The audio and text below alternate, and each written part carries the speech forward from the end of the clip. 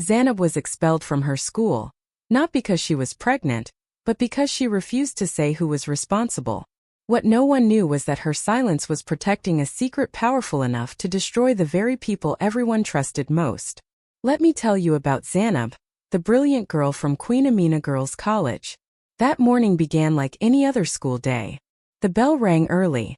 Students poured out of their hostels, adjusting their uniforms as teachers stood along the walkways, watching closely.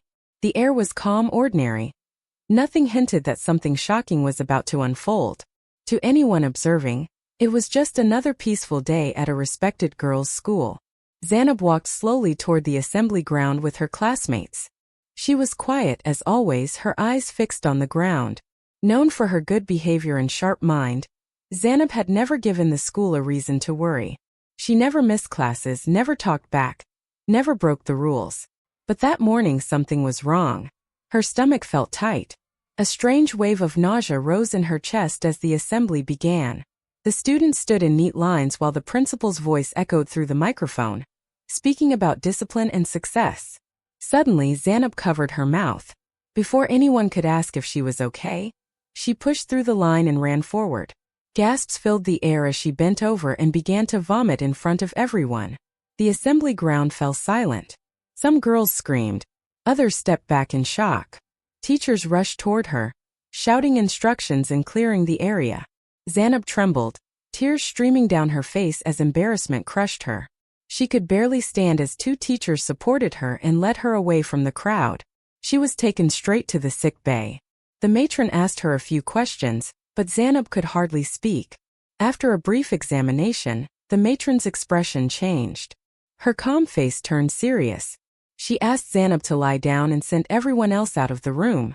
Moments later, the truth came out. Zainab was pregnant. The news did not stay in the sick bay for long. It traveled quickly to the staff room, then to the principal's office. By lunchtime, whispers followed Zainab through the corridors. Some girls looked at her with pity, others with judgment. No one asked if she was okay. That afternoon, Zainab stood alone in the principal's office. Several teachers sat across from her, their faces hard with disappointment. The principal leaned forward and spoke slowly. "Who is responsible for this shame?" Zainab's hands trembled. Her heart raced. She knew what the truth would cost her. She lowered her eyes and said nothing. And in that silence, Zainab's life began to fall apart, while the real truth remained buried in the shadows of Queen Amina Girls' College. By the next morning, she was no longer treated like a student. She was treated like a problem, something to be removed as quickly as possible. The school that once praised her now spoke her name in low, harsh tones. Doors closed when she passed. Eyes followed her everywhere. Even the walls of Queen Amina Girls' College seemed to judge her. Before breakfast, Zainab was summoned again to the principal's office. This time the room felt colder. The curtains were drawn. The air was heavy. The principal sat behind her desk, flanked by two senior teachers. No one asked Zainab to sit. She stood there, small, alone, clutching her hands together to stop them from shaking. The principal spoke calmly, but there was no kindness in her voice. She said the school's reputation was at risk. Parents trusted Queen Amina Girls' College with their daughters, and this situation could destroy that trust. Then she asked the question again, slowly, clearly, as if Zainab had not heard it before. "Who made you pregnant?" Zainab's throat tightened. Fear flooded her mind. She remembered the warnings. She remembered the looks. And still she said nothing. She remembered the quiet threats, the ones never spoken aloud, yet loud enough to control her life. Tears filled her eyes, but she refused to let them fall.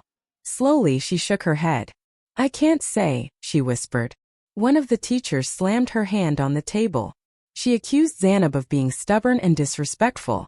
Another teacher scoffed and said silence meant guilt. They warned her that protecting someone else would only destroy her own future. But Zainab still said nothing. By midday, the decision had already been made. There would be no investigation, no counseling, no support. The school did not want the truth. They wanted peace, order, and silence. Zainab was handed an expulsion letter and told to pack her things immediately. As she walked back to the hostel, girls stood at their windows watching her. Some whispered her name. Some laughed softly. Others turned away in shame. Zainab packed her clothes slowly, each movement heavy with pain. This place had been her second home. Now it was pushing her out as if she had never belonged. That evening, Zainab stood at the school gate with a small bag in her hand. She turned back once, looking at the buildings she loved. No teacher came to say goodbye. No one asked if she was okay. She walked out of Queen Amina Girls' College carrying a shame that was not hers, and a secret powerful enough to destroy the people who sent her away. That night Zainab did not sleep. She sat quietly on the hard bed at home, listening to the sounds of the neighborhood outside. Every noise made her heart jump. She kept seeing the school gate closing behind her, and the way no one looked back. By morning, her eyes were swollen from crying. Later that day, her father returned from work. Her mother handed him the envelope from the school, thick, official, with bold writing on the front. Her father opened it slowly, reading every word in silence. As his eyes moved across the page, his face changed.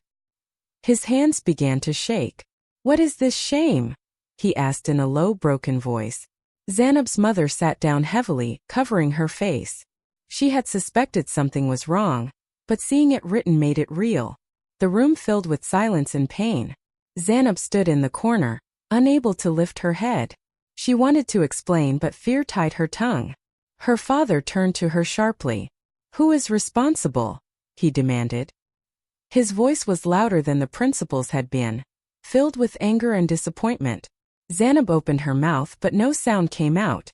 Instead, she fell to her knees, tears streaming down her face. "I will not bring shame to this house," her father said coldly.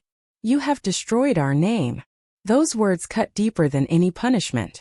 Her mother cried quietly, torn between anger and love. No one asked Zainab how she felt. No one asked if she had been forced. The only questions were about disgrace and family honor. That night, Zainab was told to stay inside. Neighbors had already begun to talk. Some came pretending to check on the family, but their eyes searched Zainab's stomach instead. Each look felt like a slap. Lying awake in the dark, Zainab held her stomach gently. She whispered apologies to the life growing inside her.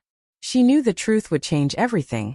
But for now, silence was the only thing protecting her from something even worse than shame. Days passed, but nothing became easier. Each morning felt heavier than the last.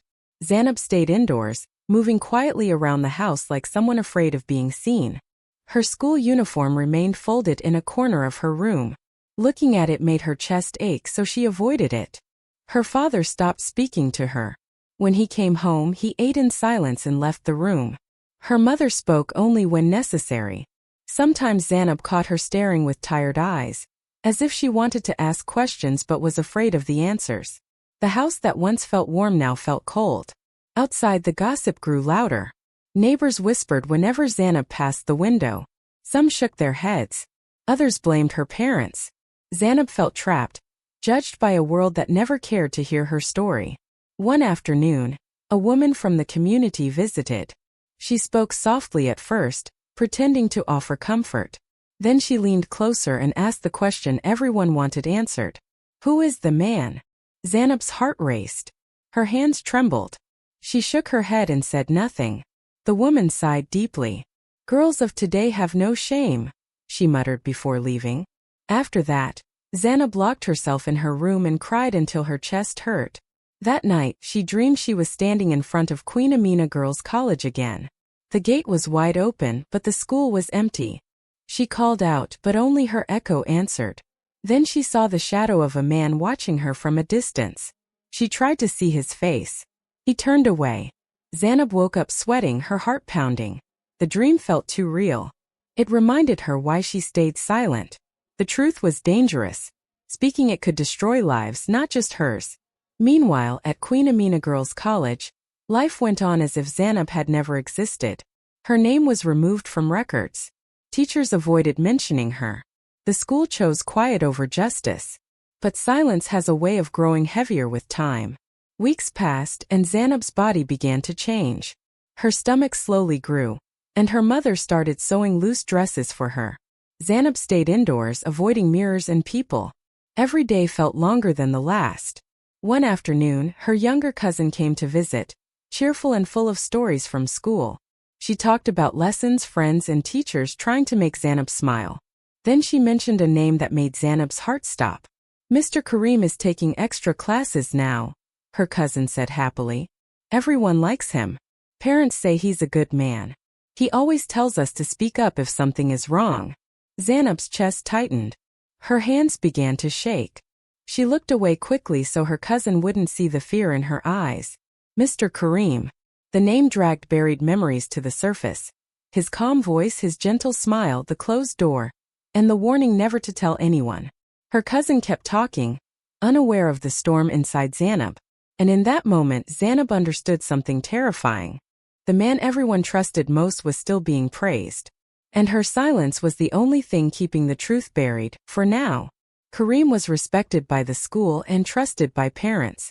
Some even called him a role model for young girls. Zainab could barely breathe. The same man who had destroyed her life was being praised openly. That evening, Zainab overheard her parents speaking in low voices. The school had invited her father to a parents' meeting. They wanted to discuss morals, discipline, and the future of young girls. A special guest would address the parents. The guest was Mr. Kareem. Zainab's knees weakened and she slowly sat down. The school that had expelled her was now celebrating the man who caused her pain. No one knew the truth. No one suspected anything. The school was helping him appear clean. That night, Zainab lay awake staring at the ceiling. Her silence suddenly felt unbearably heavy. She realized that by staying quiet, she was not just protecting herself. She was protecting someone who did not deserve it. For the first time, she wondered how many other girls were suffering in silence. And deep inside her heart, a dangerous thought began to grow. What if she was not the only one? The next morning, Zainab woke with a deep sense of unease. The name she had heard the day before would not leave her mind.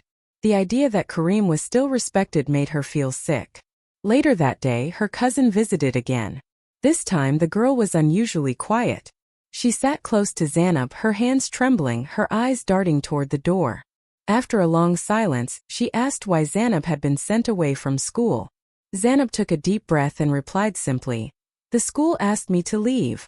The girl hesitated, then lowered her voice. "Did the teacher ever touch you? Or make you feel uncomfortable?" Zainab looked at her carefully. She saw fear, real fear, in the girl's eyes. Slowly she nodded. The girl broke down in tears. She confessed that the same teacher had been calling her after class, warning her not to tell anyone, threatening her with trouble if she spoke. She said she lived in fear every day at school. Zainab listened without interrupting. In that moment she understood the truth.